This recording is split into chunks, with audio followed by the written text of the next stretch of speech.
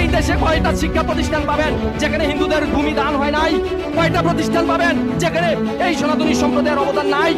বিগত সরকারের আমলেও যেমন আমরা দেখেছি প্রকাশ্যে দিবালোকে মাইকে ঘোষণা দিয়ে হই হই রই রই করে সনাতনীদের দেবালয় বাড়ি ঘর আগুন অগ্নি সংযোগ ধ্বংস করা হয়েছে, ঠিক তারই ধারাবাহিকতায় এই 26 সালে এসেও আবার সে হই হই রই রই করে মাইকে ঘোষণা দিয়ে আমার দেবালয়ে হামলা করা হয়, আমার দেব মূর্তিকে অবমাননা করা হয়।